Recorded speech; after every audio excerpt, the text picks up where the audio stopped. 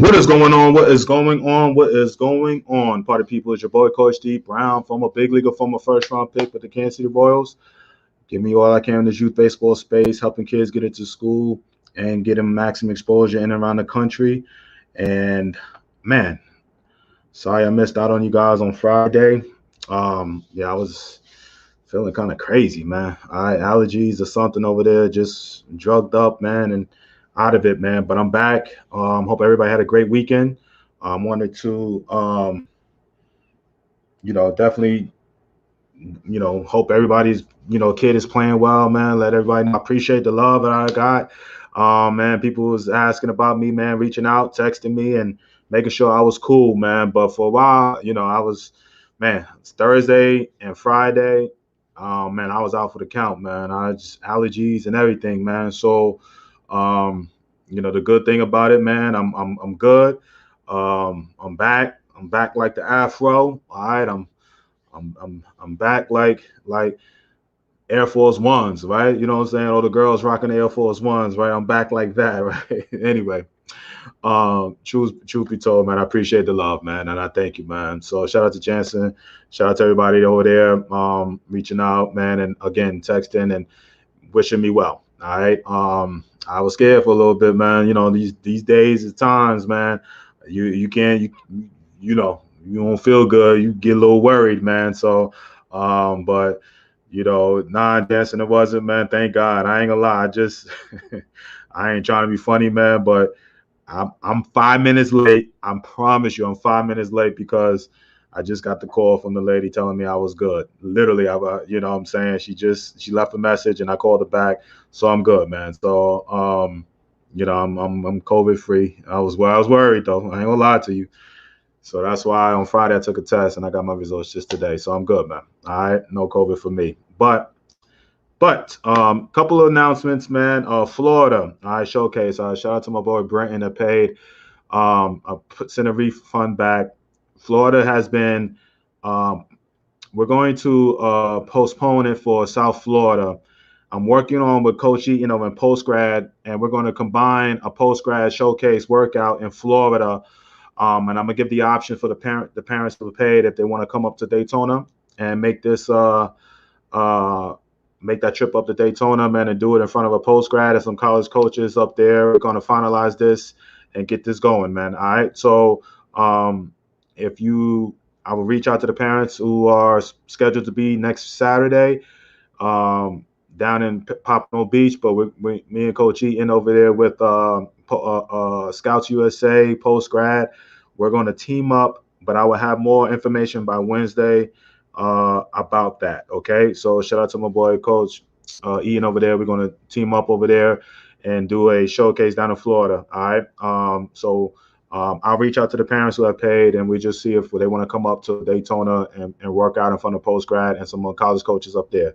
All right. So June 2nd, we will be Little Rock, Arkansas, and going to put some more marketing out there. So sign up if you want to come out there to Little Rock, Arkansas, finalizing the coaches there. I got a call from my boy from Jersey today. Hopefully, some good news with the Jersey showcase. And then we got Charlotte and Indianapolis on the hook for July. And well, the news. Okay, July. Speaking of June, all right. If you are in the Atlanta, Georgia area, we are doing a youth baseball camp between ages 8 to 14. We're finalizing the fields right now. Is Douglas in Douglasville, Georgia. So if you are in Atlanta, Georgia area, and you want to get from 8 to 14, we are doing a youth baseball camp. All right. Me along with some coaches that have college experience, we will be having a camp from June 14th through the 17th. Okay. June 14th through the 17th. I will have the flyers and the link. I actually have the link. I should have put it up there right now. I just want to finalize, make sure all the fields and everything, insurances is good. But if you are in the Atlanta area and you want to get some top instruction, youth baseball camp, not doing showcases, youth baseball side from ages 8 years old to 14. All right. If you are in the Atlanta area, in Douglasville, Georgia, it's about 35, 40 minutes outside of Atlanta. If you want some top-notch instruction, holla at me about that. I'll have the link up there for you guys to sign up for that. All right. We are working on Alabama youth baseball camp too. All right. In the end of June. All right. So 2 camps. I've been hitting the hardcore with the showcases, but we're gonna do some instructional camps for the youngsters. All right. So if you are in the Atlanta area or in the Alabama area, we got those camps coming up. All right. We're just locking down the location of Alabama. We already have the location and everything set for Atlanta, Georgia. So Atlanta, Georgia, Douglasville, Georgia. All right. We're gonna have an instructional camp, 4-day camp. All right, starting Monday, June 14th. All right, so technically a little less than a month from now. All right, so you know, let's I'll talk about that more towards the end. I'm trying to line up some college coaches this week. Shout out to my boy Coach Crabtree, the recruiting coordinator today. Spoke with him at Florida Southern. Trying to get him on, or his head coach Lance Negro, who he and I played. That's the beauty of this, man. Sometimes when you're talking to these coaches and you're researching these schools and stuff, I was reaching out to Florida schools because of the showcase I was having. And then, you start seeing some names that you recognize. And I was just like, damn, one of my dudes that we played in Arizona together way back in the day, I don't know, years ago.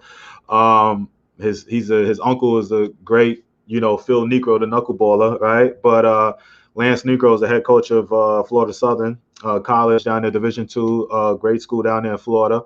All right, so I spoke to the recruiting coordinator. We're going to team up, and I'm trying to get on with the head coach over there, my boy Lance. That's the beauty of this, man. You start recognizing names and people you ain't heard of from years. But shout out to the Florida Southern head coach, all right, my boy Lance Negro. Hopefully get him or the recruiting coordinator on the show in the next, hopefully this week or definitely next, okay? But I spoke with him today. Shout out to my boy Jose Vasquez. Spoke with him today on some players. Spoke to Coach Stubbs. Shout out to Coach Stubbs. My boy Quincy McGraw signing with Coach Stubbs at Russ College on Saturday. Super excited about them with that. And hopefully I could get Quincy, Stella, and Quincy Jr. on the show. They're signing with Russ College over there with Coach Stubbs over there on Saturday. So shout out to my boy Coach Stubbs making that happen. And Friday I will have my boy Lawrence Steed. His kid just signed with Jackson State, and we trying to maybe I'm trying to do an interview with them on Friday just to talk about their experience. From Lawrence has been a great contributor to the show, follower, man. We talked many times. He was patient enough, man. He finally got his kid across the board at Jackson State, and he said the show had a lot to do with that, man. And so I appreciate that. So we're gonna get him on. So shout out. We're gonna get a parent, we're gonna get a follower that loves the who loved the show and connected with the coaches from Jackson State from the show on Friday. Hopefully I could get Stella and Quincy, who was signed with Russ College on Saturday. Hopefully I can get them on this week or definitely by next week to share their stories. They're in my recruiting program, and and we could that's what I want to do. Start sharing some happy stories of guys that are signing again across the board, especially that's in my in my network, man. It's in my program, man. We started to get kids across the board that are signing, man. Started way back in September, man, and bringing people on.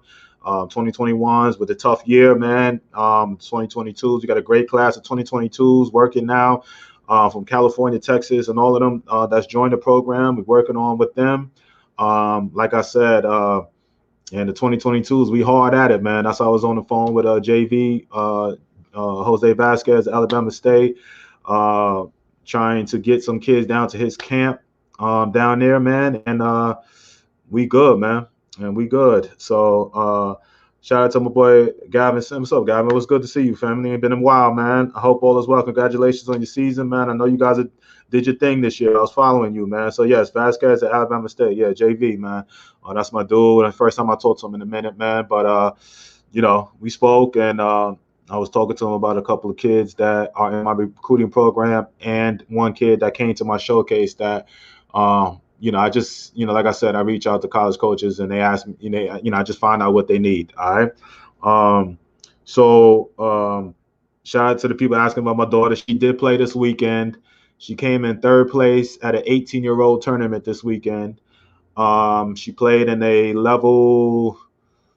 It was not high level, but a high, good competition for her. She's just 13, and she played in the 18-year-old tournament this weekend, and she did well. She came in third place, had a little trophy, and she, knowing how I am, and she should have won the damn tournament, but or at least came in second. So the girl that I think she lost to ended up coming in second place, and the girl, they lost in the championship, but she won the third place champion for her being 13, you know what I'm saying? And,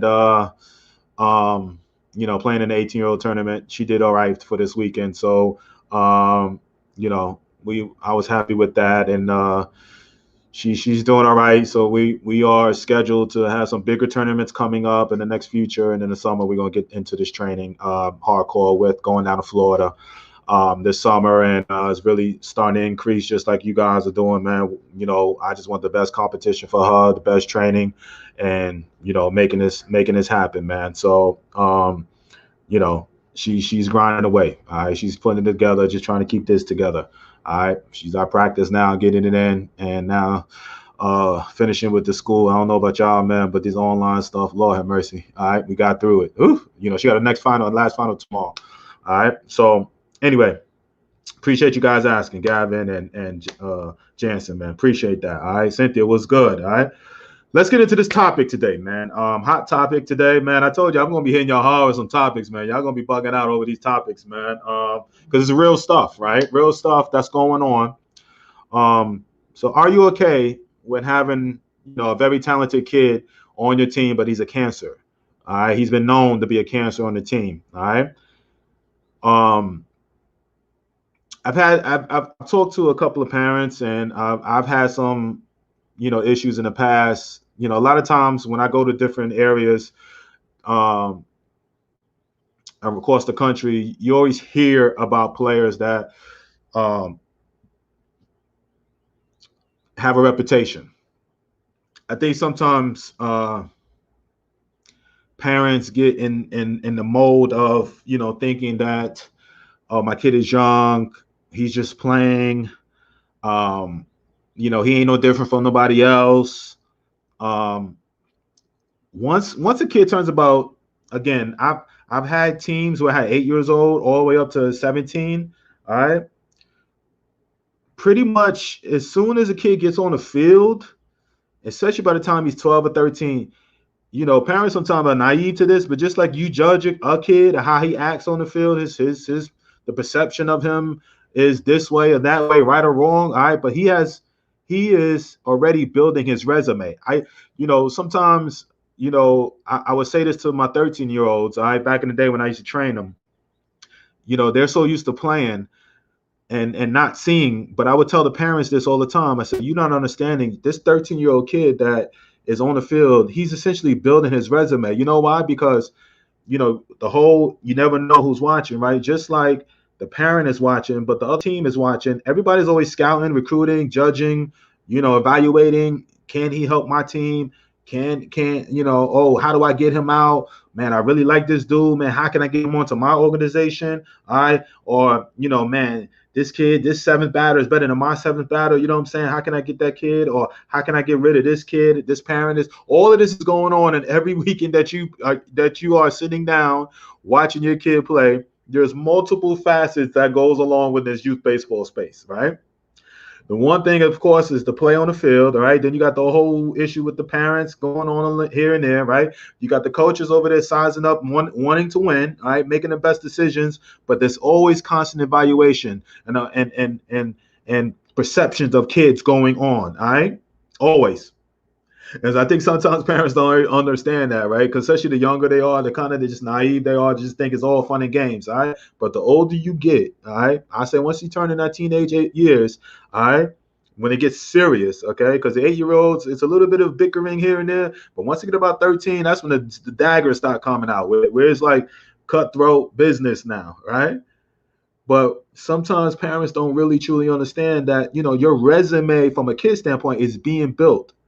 So now, your kid could be the most talented player, but if he has this label, all right. And I remember when I was 18 years old, I can't remember who told me this in the pro game, but he was like, D, just understand this.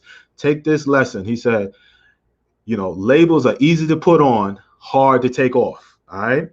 Labels are easy to put on a player, hard to take off. All right. And he said that to me, and I was like 18, just entering the game, and I was just like, again, naive, fresh face, not understanding, whatever. So I tell my kids that too. You know what I'm saying? When you're, at that age, when, 13, 12, 13, 14 years old, when now your resume is being built, the perception of you is what's going to carry you to the next team.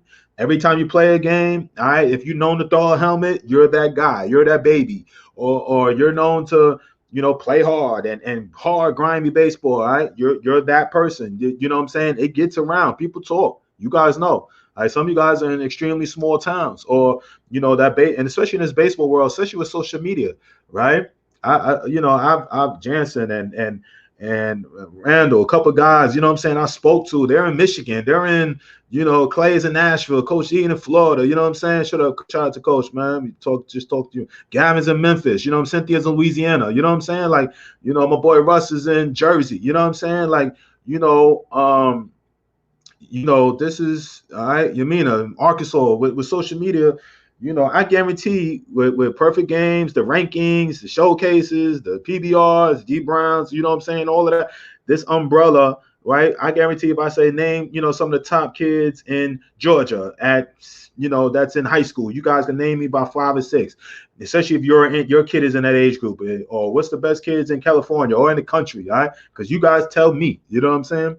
So when these gradings and people are constantly judging and reacting, and that resume will go an extreme long way. And I talked about the play on this, right? Can the player be a cancer? My boy Russ, you have to define cancer. Some kids have issues and kids don't drive. My boy Russ says you have to define cancer. Some kids have home issues and kids don't drive, so sometimes they are late. Parents may be going through divorce, physical abuse. The sad thing is everybody labels the kid without finding out why. I truly understand that. All right? I truly understand that. Kids are kids. Okay? But the sad reality part is, all right, some may get a pass, most don't. All right. So he acts out on the field and does craziness and here and there. All right. There's very few, if he hurts your team and embarrasses your team, all right, there's very few people who are parents that's gonna be like, well, it's all right, it's all right. He cost us a run or two, or he cost us a forfeit, or we had to argue and all of that. He got kicked out of a game and a very point game and all of that because he's having issues at home. Okay. The harsh reality, again, I understand, all right, what you're saying, all right? There are definitely issues to this because I'm going to get to the parents next, okay? I didn't put parents on there, but I already know I was going to hit the parent aspect of it, all right? But from a kid standpoint, all right, again, the sad reality is, because it is youth baseball, you want it to be fun, all right? But perception is everything, okay? Perception is everything. So how you perceive that kid on the field, regardless of home life or what's going on, there are a few people that will give passes, but you may play a team from New Jersey for the first time, and you probably never see that kid again until maybe 4 or 5 years later. But what that parent saw or what that coach saw at that time is what he's going to perceive that kid to be. All right. First impressions are everything. All right. I had a very talented kid on one of my 13-year-old team. All right. Very pouty and bratty. All right. One of those kids that everybody else's team used to talk so bad about the kid, all right? But he was on my team, and I had to tame him. You know what I'm saying? I had to tame him in, right? He'd get real bratty and throw his helmet. I had to sit him sometimes, whatever. But he was so passionate sometimes. He used to cry after, losses, right? It comes as being a baby and all of that. But every parent, every coach I talked to used to talk about how bratty this kid was, all right? But I was around the kid a lot, right? You had to reel him in and all of that, but I saw a passion. All right. But I had to let him know, like, yo, this is what people perceive you as. All right. They perceive you as being a baby, real childish, and a spoiled brat. You know what I'm saying? That he is like, what I don't. I said it's how you throw your helmet, how you know, put it up. But he goes and makes great plays here and there. All right, but everybody didn't want him. They looked at him as like, you know, man, I won't want that kid, you know, whatever. All right, he signed a Division I scholarship as we speak. He did this year. All right, but back then, all right, it was I don't know. He ain't gonna do nothing because his attitude is this, his attitude is that. Your resume perceives you, all right? Because the same people over here now that was talking about him at 13, I guarantee they still feel the same way, you know what I'm saying, as him as an 18-year-old. But back then, you know what I'm saying, it was like he wasn't going to do nothing because he was this way. Same thing with laziness, all right? Same thing with being anger, you know what I'm saying, having anger issues, okay? Regardless of what's going on in home life, I know, you know what I'm saying, trust me, I know how home life can affect the kid's attitude, okay? I know. But I'm just saying, are you okay from a parent standpoint? Because you're going through, hey, you know, I'll bring him on my team. He causes riots and he causes fights from the other team and all of that. But he's just lashing out. He's a great talent. He's lashing out. I want him on my team. It ain't too many parents that's going to be thinking like that. All right. Unless you are that consoling type parent that you want to spend the time, or the coach wants to spend the time. All right. That's the only way that's going to happen. Again, right? It's not right, and it's not, you know what I'm saying? It's just, again, your resume is always being built. Okay. Some people have it harder than others. All right. You can a divorce or a physical and all of that emotional abuse at home. You know what I'm saying? I take it, and again, I'm not, let's keep it 100. I don't want to talk about it too much, all right? Because it still hurts me, right? I came up, through my own parental issues. All right, shout out to my pops. Today's his birthday at all place. Shout out to my happy birthday to my pops, Rudy Brown. All right, but we had our own issues in our household. All right, with substances and a lot of issues that most kids come up with. You know what I'm saying? And every now and then, I guess it will come on the field here and there, right? But again, I take. Somebody told this story. I don't know, one of them shows you watching and stuff, and it's like, you may come up with an abusive father or a alcoholic dad. You know what I'm saying? One kid may say, "I'll never drink again," and use that as fuel to propel himself to, take his game or become very successful in life, right? And then the other kid, may become an abuser himself and drink. And I'm not a counselor, but it's just what I read and I show on the show. But we'll use that as like, hey, my dad did it. I'm destined to do it too. And he goes downhill. You know what I'm saying? It happens, right? All right. So again, everybody kind of has their own issues. All right. At home is how and again, it's sometimes, again, it's not the kid's fault, but I'm just saying how it's perceived.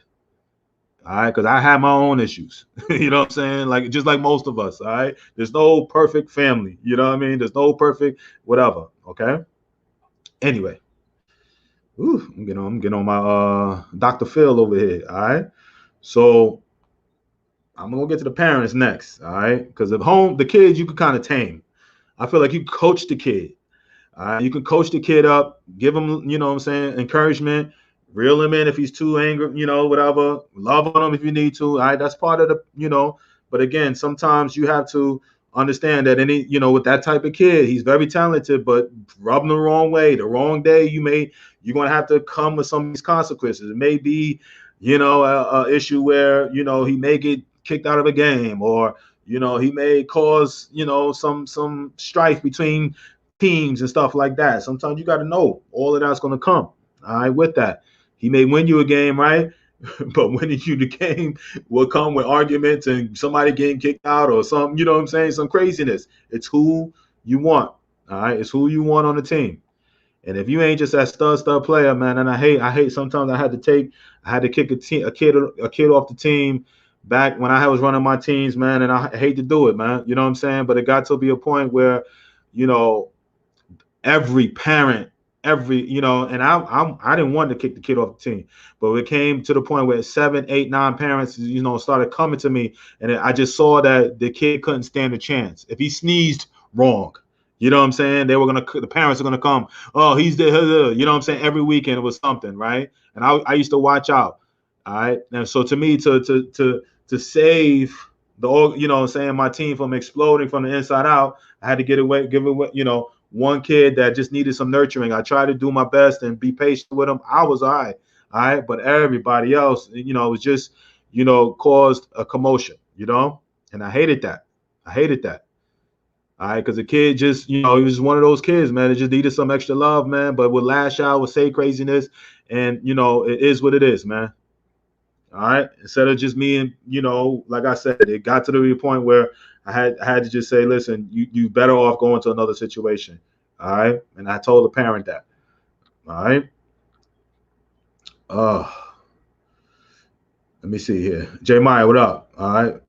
I was a cancer and no, it came down to players for not making basic, it came down on players for not making, yeah, I mean, yeah, I get mad at that too, Jansen. I told you to hurt me up. It's not okay, and there is a deeper problem. Yeah, there is. Yamina says it's not. You know, there is a deeper problem with, um, you know, it is. It always is, man. And but you know, coaches can only get to the surface. Some could get deeper than others, man. I've been around multiple kids, you know, myself included, man, that went through some, you know, crazy times. You know what I'm saying, at home, man. But it is what it is, man. It's you know, you just got to dig deep and hopefully you find that one or two coaches or parent that'll reel them in. All right. A mom in one of my groups said her son threw his helmet and yelled at her from the field. Yeah.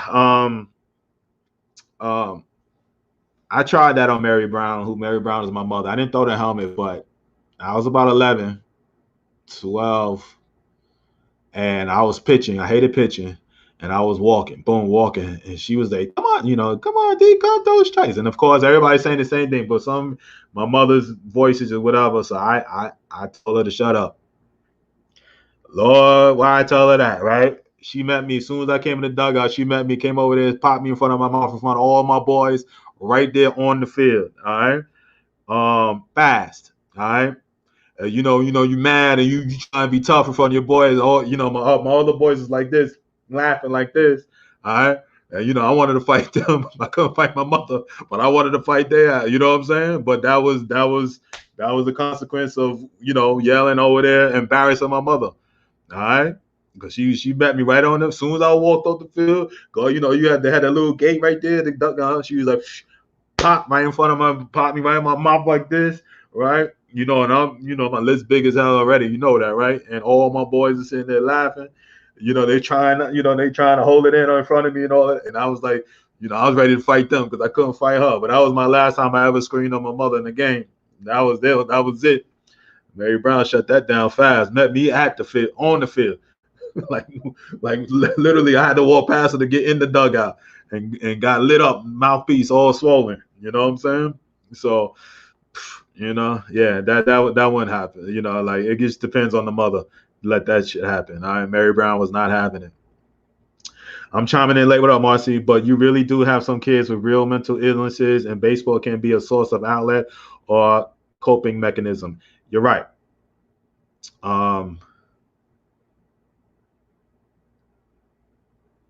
One kid in particular, you know, when you're a coach, man, you know, I'm just thinking about my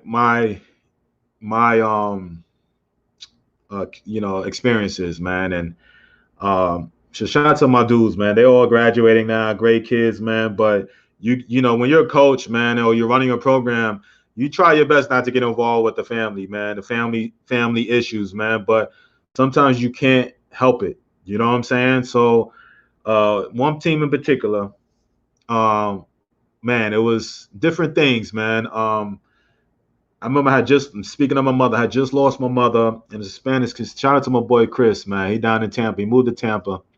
And I knew his mom, you know, they was paying up, you know, those fees. And, you know, that's a lot of money that's going in there. And I knew, you know what I'm saying, you know, her moms and dad, stepfather was in the house, and stepfather, you know, really wasn't caring for him, because that wasn't, you know, regardless, you know, that whole dynamic situation, bringing on other people's kids and taking care of them. So, and I knew money was tight, man. And she, you know, she was a, you know, again, perception, and people used to talk about her, and it was totally wrong. All right, because she, you know, they were always quick to bring up stories and talk about people and money and all of that type of stuff. She was never like that with me. Paid on time, and if she didn't, she was really communicated well with me, and I just knew that it was like, you know, she wanted her kid, wanted the best, like we all do, right? You know what I'm saying? So, you know, I would let her give it leeway and all of that type of stuff, but I knew she was working hard and wanted her kid on this team. And he was so talented, man.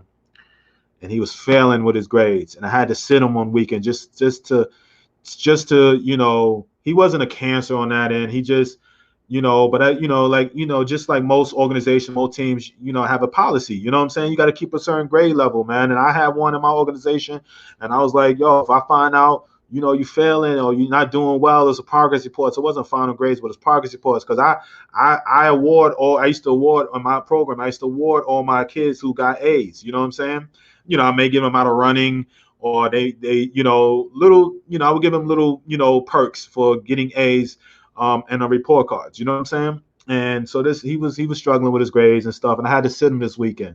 It cost us a game, all right, because he wasn't in his proper position, and I sat there and I talked with him, man, and I was just like, yo, I know, where your mom's working hard, man. And he started crying. We both cried together, man. You know what I'm saying? I was emotional about, I said, your mother love you, man. She working hard for you, man. I said, why are you man? And we sat in the outfield, man. And, I'm emotional because I just lost my mom maybe a few months earlier. And I just saw my mother in her, you know what I'm saying? And I seen him like not taking advantage of the opportunity that he was having, man. And I just cried and wept in the outfield with him, man, talking to him, emotional, but he was crying. I'm crying, you know what I'm saying? And I'm like, get your ish together, man. Let's go, whatever. You know what I'm saying? We both emotional, you know what I'm saying? But, it's that bond, you know what I'm saying? Where, like, I promise you, like most of y'all, we black, white, Spanish, you know what I'm saying? I think sometimes we just feel like we're so different. You know what I'm saying? We may react different in there, but y'all have crazy parents that did this and that, and you know what I'm saying? Black people got crazy parents that, is if you really sit down and talk, then you start realizing, man, like, yo, the 7-figure a year dad over there, was a womanizer and cheated on him, everything on in the household you think was great, you know what I'm saying? Or the you know what I'm saying, the low income family over here on this side over here, you know what I'm saying, dealt with alcoholic issues and all of that, but you start seeing very similar ties, you know what I'm saying? It don't matter, all right, white, black, different here and there, right? It sometimes that it's very similar. So this kid, we was just vibing off of that, man. And then that same team, same kid, the divorce happened, man. And the kid just he used it as fuel, and he was my best player, man. I love that kid to this day, man. You know what I'm saying? I chop it up. Every now and then he's graduating, going to LSU. He's not going on an athletic scholarship, but he's going to LSU, man. And went through a tough time divorce-wise, man. And he hung in there with me, and he was my best. I'm talking about, we had 9 kids off that team go college between football and baseball. And he can go play Division II, Division III college if he wants to, but he's going academic, all right, to LSU. But he worked extremely hard, man. And I gained so much respect because he had a harsh divorce that he went through in the middle of his, that season, man. And again, shed tears, you know what I'm saying, helped him, boom, boom, boom. Mom, you know what I'm saying, boom, we start chopping it up, and you find yourself intertwined with these people's families, man. You know what I'm saying? You try to help them the best you can, especially from an organizational leader or just a coach, man. And again, that's many titles. Sometimes, it depends. I don't try to get in everybody's family, or most coaches don't. But if you feel that need, you feel like a kid could go either way at that time, you try to reel them in, love on them a little bit. Or just like if you need a kick in the ass, you do the same thing, man. That's just part of, what I'm saying, doing what we do, what I'm saying, as coach, And so, again, there are, there's a lot of kids with some real deep-rooted issues, man, all right? Sometimes they don't know, and it pops up until it's late, all right? Man, I'm just saying. Whew. All right.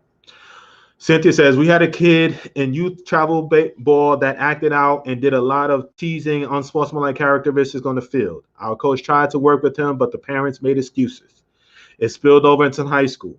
and got really ugly, and they had to put him off teams. They opened his eyes, but it was too late. He has been labeled, and the mother continues to make excuses. Now he's in a great space in life, but not playing, sadly, but it happens. It's, you know, the resume.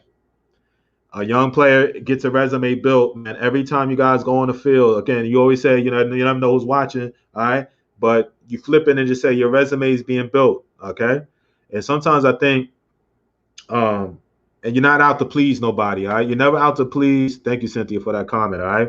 You're never out to please somebody, and you should never tell your kids to please, all right? But what I do tell my daughter is this. I was like, every time you dog it or you don't give 100% out there, all right, your gift that God has given you is not, it's not your gift, all right? Your gift is, it may be that person in the stands that just wants to see some exciting tennis. I never, you may not ever see them again, but that one time, that may be the one time they get to see this little girl play. All right. I said, that's their enjoyment for the day. That's their way of like getting away for an hour or two to watch, some tennis to get away. You know what I'm saying? I'm like, and I told her to remember this when, if and God, Lord, and the Lord blesses, her to become a pro or anything like that. I was like, sometimes we get so caught up in our talent and what my kid and all of that. But, once he or she understands her talent and what it's used for, all right? All the foolishness and acting out, and I get it. You know what I'm saying? That you gotta, stay laser focused, but because of the resume that's being built, all right, and what God's talent has given you, okay, you have to understand that you, meaning your kid, may go out there and shine and give. It may be not him going through issues, but it may be somebody in the stands that's going through issues. All right, it may see a kid like just running around the field, diving and all of that, and just give that man or woman a sense of joy. You know what I'm saying? Seeing a kid have fun out on the field. All right. And sometimes, like, my brother put this to me, like, and he was like, yo, again, I learned these lessons, and I hope I share these with you that, you don't be like, oh, be going off and all of that. Man, I try to keep it as 100 at you. It may sound like I'm going off, but I hope I reel it in so you understand this, all right? My brother always said this. He's like, yo, you selfish with your talent, man. You so worried, this is me in a pro game, all right? But I told my 12 and 13-year-old daughter now, I just told her this within the last couple months, this same thing that I was told as a man. And my brother helped me realize, because, I was like, man, they doing this to me. And man, I can't take it no more, man. These dudes, I'm sitting, I'm on the bench, and I want to get traded and all in, this talk. And he was like, yo, he's like, this ain't what your talent and what you put on the field. It ain't for you. All right. It's not for you. It's for those 30, 40,000 people over there that just getting away for an hour or two or three to watch a baseball game, to get to see your talent that God has given you. All right. Your gift is to help the next person cope with whatever they're dealing with for those 2 or 3 hours. Maybe they get to escape. You know what I'm saying? The situation that is home, or the divorce they're going through, or the whatever problems of the world, right? You know what I'm saying? For the 2 or 3 hours, they get to escape that by watching you play. But you out there mad and boom, boom, boom, boom, boom, right? He put that to me, right? And I was like, so I told my daughter this, and I tell you parents this to tell your kids this when they're out there playing, all right? Because I'm a parent. You guys out there, you guys see this game all the time. It may be your son. You hoping it's your son, right? Or your daughter out there playing, but you always see that kid that just has that. It's just a kid out there playing and just loving what he do, right? And I don't care if you hope it's your kid, right? But if it's a kid out there playing, you know what I'm saying? You should be like, damn, he just, look at him ball out, having fun out there. Like, don't that just makes you feel good inside? You know what I'm saying? Like,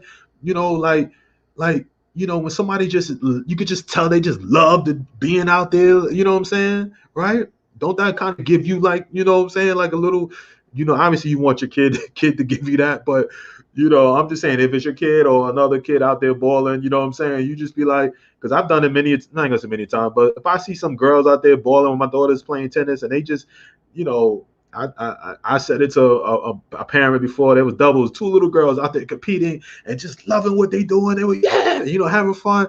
And I said, listen, that's your daughter right there. I was like, listen, I love watching her play. I said, you could just tell she just loves the game and just loves to compete, right? You know what I'm saying? Because it just brings it back, you know what I'm saying, to the child, what they are, having fun, man. So anyway, I hope y'all got that message, man. Thank you. Thank you, Marcy, for that message. And thank you, Cynthia. All right. Tiffany, good to see you. All right. Tiffany says, nope, not okay. 14-year-old throwing helmet, cursing at umps, swinging in bad, and hit the dugout on his way back in, but yet already verbally committed with 100% scholarship promised. So immediately it made every coach that preached, and along with myself, look like we don't know what we were talking about. If you throw over 90, attitude isn't a problem all of a sudden. Tiffany, you are so right. But you and I both know, sorry, I'm choked up. You and I both know that you see it all right, in the NFL. And I know you want it, you wish it was fair on a kid, all right, but it's not. The reason we were talking about this talent, that's why I put it, if he's a very talented kid, because if he wasn't talented, we wouldn't be talking about, if the kid was cancer, because you wouldn't want him. You'd be like, nope, not gonna have him on my team. But there is a pause. There is if he was a talented kid. I know 14, you're like, who cares? Because it shouldn't be about wins and losses. It should be about development, right? We all know that, right? But everybody likes good players. I don't care who you are. All right. It's that fine line. What is it? What is, good, bad, and different? And I heard you, Tiffany. Throwing a helmet. Oh, I used to hate it. I'm talking about the 14-year-old kid that we're talking about. All right. If you go in there, screaming sometimes and, whatever. There's been plenty of times that I had to take him out of the game and sit him on the bench. All right. He matured. All right. He matured and got, what I'm saying? I didn't have him when he did. All right. I didn't see him since he was, now he's signing and everything, but I haven't, but I've been around him. He came to my showcase in September. But I knew, I just had a gut feeling. I was like, listen, if he reeled that determination and gut, because it wasn't just a throwing a helmet. All right. It was after the game, you know what I'm saying? It wasn't crying of like a baby, like, we lost. It was like crying, why are you guys having fun right now after the game, after we just got our asses kicked? Those like tears of like mad, like, why are you guys sitting there having fun right now? You know what I'm saying? And I used to be like that. And I was like, nah, I'm gonna let him go. Let him. I want to see how this kid, how his teammates react. Maybe like, shut up, come on, sit down, whatever. And he'd be like, no, I will not. It's funny now, but then he'd be crying like, no, we just lost. You guys are already having fun, right? And I said, listen, I brought him over a little later, and I said, don't ever lose that will to that hate to lose. I said it. If you mature or whatever, you take that attitude in life, you're gonna be all right. I'm not saying crying and all of that, because he was, going through, puberty and all that type of stuff, because you hope he gets it. You know what I'm saying? Which he ended up doing. All right. Because I saw it. I was like, his boys are making fun of him. He sat there, he took the L. His mom, you cried, baby. All right. But I let it happen. I wanted to see his teammates, get on him, see how they react. All right. Because that's the first thing I wanted to be like, oh, man, stop crying. It's a 14, you know what I'm saying? But he was like, no, it's not, whatever. It don't mean nothing to you guys. It don't mean nothing to you guys. You guys are happy, or you guys play like crap out there. He was just, to me, I was like, yo, this dude, all right, littlest dude on the court, on the field, talking junk to all the big 6 foot, you know what I'm saying, dudes. We have some dudes that could throw, you know what I'm saying? And I was like, all right, so Tiff, I understand. That guy may still get the scholarship, and it may not be fair. All right. No different from the dude that in the pro game, all right, that may get in trouble, all right, with the cops. And because he's a talented guy, he gets one more. All right. This all it is, just the money that you get paid or how good you are, is just you get a longer leash. And I hate it. It is what it is. All right. Like my boy Jimmy Johnson with the Cowboys said, you know what I'm saying? Michael Irvin always gonna sleep during videos, but the special team guy and all that, he sleeps during the video during film session. He's released the next day. It is what it is. All right. I hate to say it, Tip, but I wish it was free. I wish it was fair, but it ain't okay. It's not. I'm not making it okay. As a coach, is winning more important than the kid? The kid needs help, and the field is usually the only time they are happy during the day, and a lot of time they are perceived to be a failure at home. And now they are failing on the field, and the kid can't handle the constant failure. A lot of kids come to practice without food all day. Yeah, I hear you. I hear you. I don't, a great statement, Russ. I don't have, that's a personal choice. You know what I'm saying? There is going to be a team. I believe there's a team for most kids, man, until it's not. All right. And then there are people that definitely get passes. If you're extremely talented, somebody will pick you up, hungry or not. All right. Somebody will feed you. Picking up a Gator bucket and hitting a blue with it. Yo, Lord have mercy. Whew. Yeah, you was on. I hope that was you, man. This comes from a kid being told since 9 he's the best player. But when the field gets bigger, can't adjust to the change and ends up being angry because he can't perform at the next level unless they play and a lower level baseball. Seen it firsthand. Nah, you are absolutely right. I think that's a different case, where we all experience that. Where you used to being a man and now you're not, or used to being a main good kid and now you're not. Kids don't know how to handle that, man. Especially the parents, man. We don't get into this parent stuff too, man. But especially parents. Whew. I may just do a whole parent on the whole other hand. All right. I'm gonna talk about the parents on the whole other hand. All right. Because I have that as a topic. All right. What about the kids who sees all of this going on and they aren't displaying or doing these things? Brandy, I totally understand.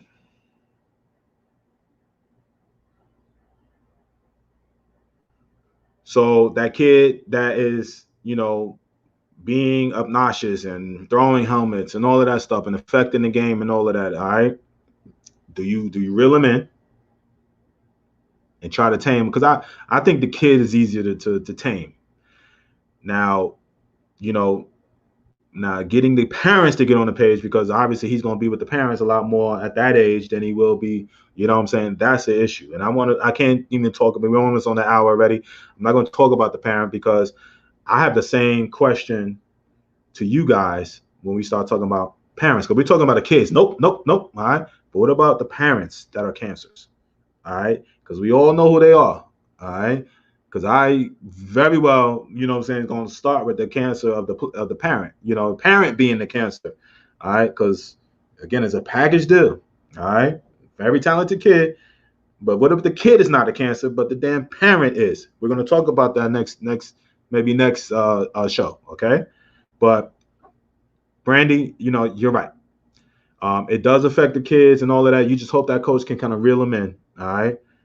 And because again, it's the conversation you need to have with the parents, because they may be all right for those 3 or 4 hours. They may lash out every now and then, and it looks embarrassing and it's hard on the kids. And kids, sometimes they develop bad behaviors because they see what another kid is doing. You know what I'm saying? Kids are sometimes, they're followers and they can't help it. So if you see that going on, then you're gonna have to make a real strong decision then. You know what I'm saying? But if you can kind of reel them in, talk to them, hopefully, projects are projects. You know what I'm saying? Like, from a coach, if you just want like straight A laced kids that are, halfway talented and you can coach them up and then no problems, no issues, you know what I'm saying? Everybody want those, right? But those 1 or 2 challenges, and sometimes you don't see it until you in it. You know what I'm saying? Or you get warned. That's what I'm saying. You get warned because that resume follows that kid. All right, just like Cynthia said, and then now he ain't playing no more. Nobody want to touch him. But I'm sure that was years upon years of acting out. All right. So Yumina says, "Oh my God, I love your mom. I've never met her. Yeah, you." Mary Brown, like I said, was the sweetest person. Everybody, oh my God, I love your mother. But like, nah, you disrespect her or behind the scenes, woo, she was a beast. Don't mess with Mary Brown. All right. Shout out to Mary Brown in heaven. All right. But yeah, she smacked me right at the edge of my mouth right there, right in front of everybody. All my boys are sitting there laughing at me. All right. Answer to this question. Nope. I'll try my best to mentor her, but if we can't see the light, out. Got you, Brandon. Cold blooded. I got you, brother. I have corrected kids I've seen. All right, good. I appreciate whoever. I wish I had the thing. I had to look at it, but nah. All right. Kids on my son's team know not to throw stuff. Corrected a kid who threw a $400 bat. Ask him if he could replace it. That's simple, right? If your ass can't pay for it, don't throw it, right? I love it. All right. You're a counselor as well as a coach. You are. All right. It's funny. That is such a true statement, man. And I'm just talking about some, obviously talking, what I talked about maybe 15 minutes ago. But In the pro game, it doesn't change. You know what I'm saying? Like on a pro side, when you become a coach, you know what I'm saying, like a hitting or pitching coach, it's like you're not a mechanics guy. Most of these guys, you're gonna tweak every now and then, but basically you're a psychiatrist. You know what I'm saying? That's all you are. You're just dealing with dudes' mental problems, issues. Talking to them. You try to get in on some guys. You'll get closer to others. All right.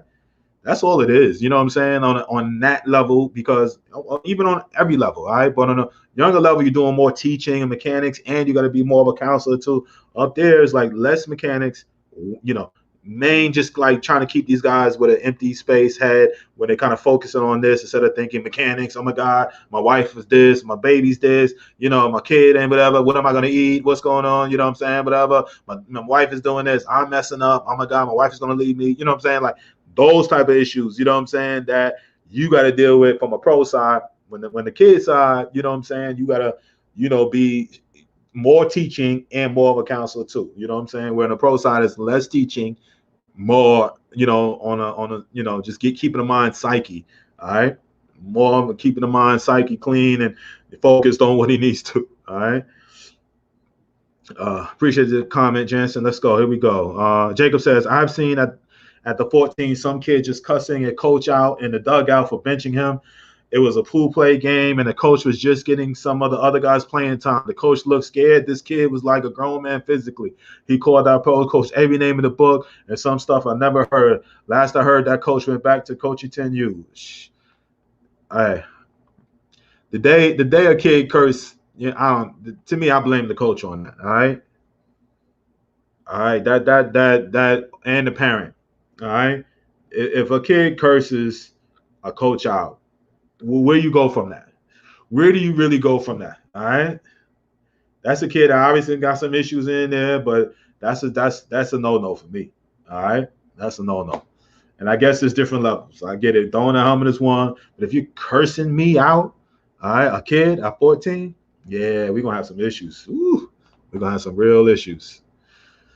Ain't no more coaching 10U or I'm like, I tell him get it right there and be like, yo, boom, and tell his parents, go ahead, peace. Y'all holler at me and be ready to, talk to the dad after the game. Because I can't hit the kid, but I could talk to the damn dad and be like, yo, what's up? What's up with your kid talking to me like this? All right. In baseball, a lot of teams, there are only one black kid on the team, which adds additional pressure, and the kids bats in the bottom of the lineup, always playing in the outfield. Kid feels isolated, and the language is different between the white kids and black kids, and sometimes our kids explode due to pressure. Parents and coaches have to think of the pressure our kids go through with baseball. All right. And I say that. I said, listen, is there reality to that? Yes. All right. You're never pressured to play, you know what I'm saying, at that school, at that location, or anything. All right. Is this a reality? Yes. Was I the only black on my team? Yes. All right. Um, Parents have to make a decision. All right. Sometimes you can, sometimes you can't. All right. But a lot of times, you know what I'm saying, those parents, you gonna have to choose what's best. Is it you want true education, or you want this this school district, or all of this where he may be the only black on his team and all of that, or do you want to go somewhere else where he feels more comfortable on the team, all right, but all the other conditions ain't there, all right? Because again, we as parents want it all right. I deal with that for my daughter, all right. She's in academy. She is one of few blacks, you know what I'm saying, couple, two or three. There's an Asian, white girls, all around, and a lot of money, whatever. And it's a country club atmosphere. Okay. And I'm trying everything in my power to instill that, like, yo, this is not nothing country club about what you're trying to do. But she's around it. She's surrounded by that. All right. My thing is, you getting pressure from being the only, black kid on a white team. All right. What are your options? Just like I tell some of the parents that used to get mad in the subdivision, keep saying subdivision, in the school district, all right, that they live in. And they're like, my kid is not playing, or my kid is on the bench. I'd be like, so move. It's not that easy, D, man. I want to stay in this school district. I said, so what's more important to you? You know what I'm saying? Do you want your kid to have fun and be more accepted and play every day and all of that? Then go down the street to the private school or go down to, a different part of the city where you can go and be around more people. You know what I'm saying? It's you can't take the kid away from the environment, you know what I'm saying, and put it in there, and then now you're gonna have a different problem, right? So, I want my daughter to be kind of like more hardcore. All right. So I'm like, I could take her down into a certain section where it'd be nothing but black girls, black people, whatever, right? But then it'd be a whole different dynamic. All right. I don't think my daughter would even work well, you know what I'm saying? With a bunch of black girls and all that, because she's been around this, life, you know what I'm saying, pretty much the whole time. All right. So yeah, she's getting hard nosed training. Again, this is my personal story. Yeah, she's getting a hardcore training, and boom, you know what I'm saying? She ain't getting the country club training. She getting a hard nosed training, what she needs. But then I gotta worry about her fitting in on that level. You know what I'm saying? It's like, what do you get? I remember the first we had one black team. I wasn't a black team. I was in AAA. I got sent down to the major leagues, and it was 7 to 8 black dudes that we played with. I never played on them at any level. All right, that many. All right, and you know what I realized? It was like I hung with 2 dudes. The rest of them was like, you know what I'm saying? I could hang with some of the white dudes more and be more comfortable hanging with them than 2 or 3 of the brothers that was on my team for various reasons. One was corny. The other one, was just a family dude, not really, wasn't really my cup of tea. And then I had 2 dudes that I rolled with. All right. We had 8 black dudes. Everybody just thought we all got on, no. You know what I'm saying? And I know you want that preference and that choice. No doubt about it. All right. But I got some stewing over here in Atlanta though. Oh, it's gonna be extremely can't wait to announce it. But I hear you, Russ. I hear you. I hear you. Happens in all races. I agree. It does. All right. It's just you trying. All right. Most of my individual talks end up that way, and they say there's no crying in baseball. This game makes me cry more than anything in life. I mean, listen, man, you love something, man, you passionate about it, man. Whew, I done had my tears, man. Lord, in this game, during my game, during my career, you know what I'm saying? Post career coaching, tears shed. You know what I mean? Like when you care and you're emotional about what you do, something like that. Now I ain't gonna just cry out, wins or losses. No, man. But like, when I was vibing with that kid, man, that was an emotional moment, man. It was like, yo, I saw that kid, I saw him in me. You know what I mean? And I'm like, I saw his mom, especially. You know what I'm saying? I saw his moms, and I saw my mother and his mother. And that was the shit that got me emotional. You know what I'm saying? I grew up with a single mother and was a latchkey kid. I ain't heard that word in a long time. I know that. And leave race out of it, leave it to that media. Yeah, I feel you, man. Jeremiah, amen. Appreciate it. All right. Keith below, no amount of talent is worth issues, in my opinion. I hear you, Keith. I hear you. I hear you.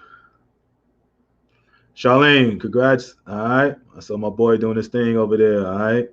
4.2 GPA. All right. So what's up, Charlene? Said this to say it well. All right. What up, Keith? All right. Charlie D, what's up, Truth? All right. Always have passion, no doubt. All right. Always have passion in the game, but control your emotion. Have to, man. All right. Have to. I love hearing parents get all excited when son gets up to bat. I won't even know who they are at times, but the fact that they know who's going to battle at the plate, exciting to watch and hear.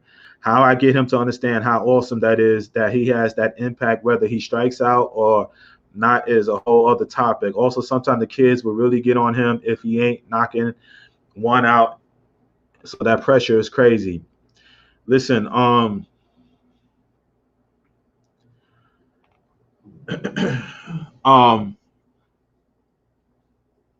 Amber, I appreciate that. What you're posting. And I don't want to say this because everybody's situation is different. Everybody's childhood is different. But if you feel pressure at the high school level, And I say this even for my daughter's sake, because sports are so different now. All right. And again, I don't want you guys to ever feel like, even though I don't have a child that plays baseball, all right, but I feel like tennis is even more stressful. All right. And I don't want to make this a tennis thing. I just want to put my situation as a parent more so than as, a talk, somebody talking on the show. But I say this a lot, man. Tennis is a one-on-one. The pressure is there, right? You got to figure this whole thing out. I told my daughter, listen, you travel to multiple states. She done played in 12 to 15 different states with this tennis thing. Um, Write-ups, people know who she is, people gunning for her. She'll be playing better than where she's at times. So the pressure is there. But I tell her, just like I tell you parents that's out there, if my daughter can't handle at playing multiple states at 13, being the target on the back or being the hunter or somebody that is so-called this and that, if she can't handle the pressure, all right, then again, my goals for my daughter is different. Your child may just be like, I just want to play college baseball, which it should be. That should be your number one goal. All right. But if he cannot handle pressure of batting seventh, being an outcast, or have to work, what I'm saying, to what I'm saying, like get on the field, deal with some problems from these coaches, what I'm saying, deal with having to be the man on the team. If you're the number 3 or 4 hitter and you're the main pitcher and you're supposed to strike some dude out or you're supposed to get some knocks here and there, we know it's baseball, ain't gonna happen all the time. But if you are wanting to be the man, if you are looking to play college baseball, okay, that means you are supposed to be the man on your team. All right, meaning that pressure is supposed to be there. You are supposed to perform. The dudes that don't feel the pressure, the guys that just are one of the guys on the team per se, all right, 9 times out of 10, those are the guys that are just going to graduate high school and go on to bigger and better things. But baseball is not going to be one. So again, I say this to my own daughter. You know what I mean? Like, it's like, yo, what you gonna do? You got to handle the pressure. It's like, if you want to be this person, right? You say you want to be this, all right, a pro and all of this, all right, you better be able to handle, 13, 14-year-old, age level, and these girls coming at you and people talking about you and people wanting to see you and all of that, or people want to strike you out on the court, on the field, and people booing and you overrated or, whatever. Like, to me, coming from the football mentality, all right, I love that. I used to love, and again, in high school, you feel like you're so much better than everybody else. I wouldn't do it when I'm in slumps. I'd be the first to tell you, right? But most of the time, I blow kids and and I tell every kid, like, you have to be confident when you step in the box, like, yes, Tupac, all eyes on me. Yes, live it. Please bring it to me. You have to be like that. You have to be like that. All right. And eventually those talent levels and all of that. Did I do that in the major leagues and be like, but in my mind, I did. In my mind, I did. You have to be like that. You gotta absorb that. You gotta love that. If you can't really handle pressure on a high school level, how you gonna do it at 20,000 and in a college game, or 7,000 on a college game when your scholarship is on the line? You know what I'm saying? Or you going to pro when your livelihood is on the line. I just saw the game. First time I ever watched the movie from front to back was yesterday. The Moneyball with what's the boy name? Brad Pitt. It's my first time I ever watched that movie from front to end. And it's funny, during that, one of the main parts, the 20th game, I was on that team with the Royals where we were playing the Royals, and they kind of try to show me and whatever, like scoring and run and all of that. They show my number and everything there, right? But I was like, oh shit, you know what I'm saying? I was like, yo, that was supposed to be me right there. All right, that's supposed to be so and so. It was my team. I was watching on this Moneyball shit, right? But I remember that game, all right? And I remember that was the most people I've ever played in front of, right? And it was 11. It just brought me back to that time.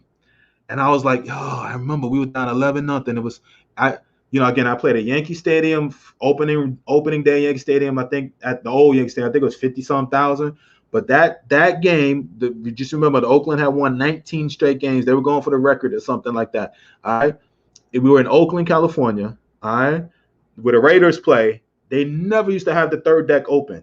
All right. Even now, if you go to see Oakland play, they never have that top deck open. They always have like a little tarp over there that says Oakland A's and all. But back in that particular weekend, because they were 20 in a row and they were freaking balling, they were the talk of everything, right? We were like I don't know, we weren't winning normal Royals at that time. All right. But I just remember it was so live at that place. We got down 11-0. All right. And I just remember it was 56,000 talking junk. It was crazy. All right. 2002. All right. 50. It was like 50. It was almost 65,000. I'm sorry. 60 something, 60 to 65. I never played in front of so many people.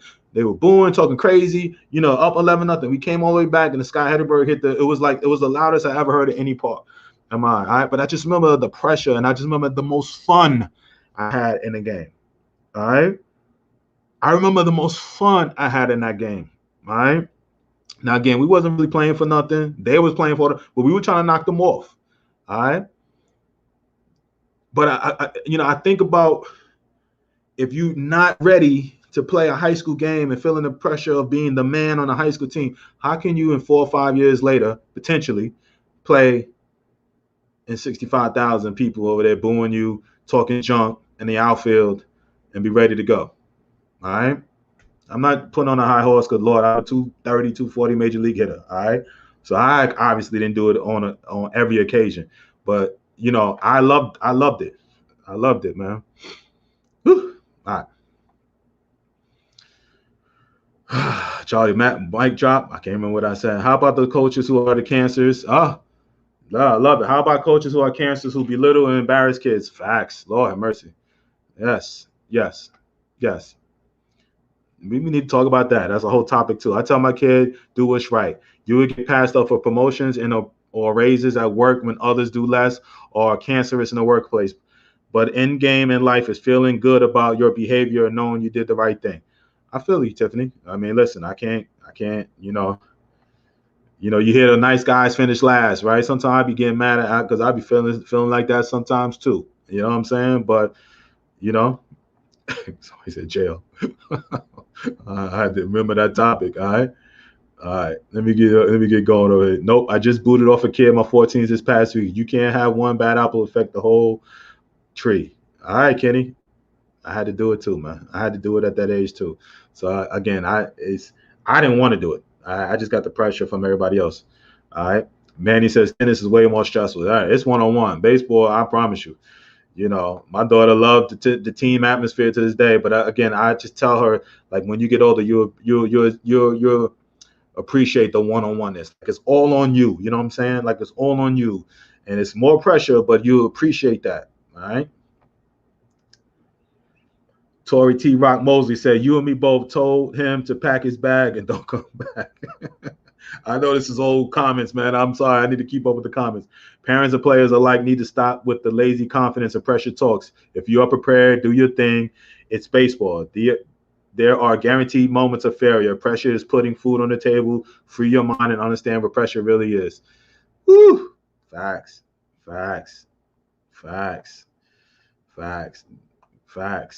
I'm bless you, whoever said that, man. That's what I'm saying. How do you feel? Come on.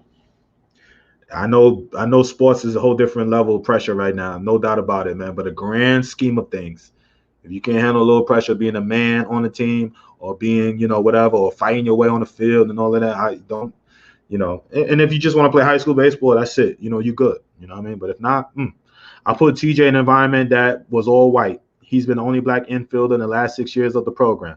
I've always told him there was a level in which we had to carry himself. I allowed him to be him with the nature hair, with the afro and twisted hair. But when it came to the earrings, I told hell no, but y'all pros make it hard for us. But when an umpire told him he was very talented and to drop the earring, he immediately did so. So villagers play a role in their lives, his teammates. I agree. All right. I was one that wore earrings every day. All right. But I wasn't allowed to wear it on the field. And I tell all my guys that pop up, certain coaches don't mind. All right. Certain organizations didn't mind back in the day. Barry Bonds wore his, and, Shaq, a couple guys wore their junk, you know what I'm saying? But my organization didn't. All right, so now kids come to my showcase with earrings or stuff like that. I'd be like, yo, take them off. You know what I'm saying?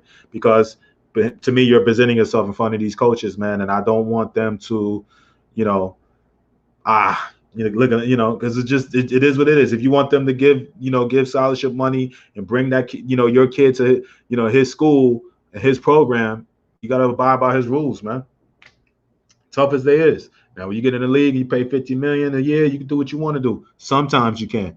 Just like you go in the Yankees, everybody getting paid $15 million, $10 million, all that, right? But you still see the facial haircut, right? You don't see no craziness, no long hair, right? Because they got their rules and they got lenient, all right, later. All right, man. Listen, great show today, man. Thank you for everybody that chimed in today. Great topic. I appreciate you guys. This has been a great show. Thank you for coming out. Thank you for the wishes and again, it was well worth it. All right. So tomorrow, 4 p.m. All right, we're gonna hit maybe the same topic. We're going to parent side. All right, we're gonna try to bring on some more college coaches. Try to get Lincoln University. Shot me a message and then got ghosted on me. Started bringing on some more college coaches as their season is winding down right now. A lot of them are like in playoffs right now or conferences or lining up for the conference. So they it's go time for those guys. Same thing when it comes to especially when it comes to that getting on the show right now. That's not their priority, but hopefully I can start bringing some guys on, man, and leaning into the summer. All right. Parents making sure that, even if you have committed already, make sure you get your kid get that work in the summer. All right. Get him ready. Don't chill out. Even if he's signed, locked and sealed, and, still keep him playing. Get him in some high level leagues. Get him, playing and doing what you got to do. And parents, juniors, sophomores, juniors, going into the sophomore, junior years, the senior years, this is go time, man. Have a great summer. Be ready to go. All right. It's go time. It's go time. So tomorrow we're going to hit up another topic. I got a, fun-filled week full of hot topics, man. Again, I just talk about what's coming to me, different stuff going on and I hear in my life or, different coaches and stuff. I just wanted to kind of bring it back.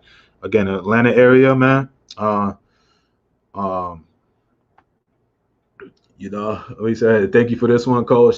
The movie scene was intense. Great movie. Yes, it was. It was. I can't believe it. I don't watch. I'm terrible. Like I don't watch baseball movies like that. And I halfway, I saw bits and pieces of that movie, but yesterday was the first time I really sat down and watched that movie. And it was just funny to see, like, the reenactment of my play, my teammates and myself, you know what I'm saying? And even though I had one little small part of me sliding home during 11-0, whatever, right? And I was like, okay, that's my number. That's supposed to be me. Real brief, right? So, man, that was a dope time. And I actually saw one of my teammates playing for the Oakland A's too. As a reenactment. I shot some boy Royce Clay was out there on a bunch of guys. I was like, oh, okay, he's on. Oh, okay. All these dudes that were ex-big leaguers in the movie. They were current big leaguers at the time. But anyway, tomorrow, 4 p.m. Eastern. All right. Little Rock, June 2nd. Camp here in Atlanta. June 14th through the 17th. So if you have a youngster in the Atlanta area, all right, message me tomorrow. I have the link for you. I'll put up the link tomorrow. And then we're setting up Alabama, too, for the following week, the week of June 21st through the 24th, I believe. All right. In Atlanta, we're trying to lock down the city in Atlanta, in Alabama. So Douglasville here in Atlanta, Georgia area, June 14th through the 17th. So message somebody if you're 8 to 14 years old and want to get some great instruction. Sign up for the camp, all right?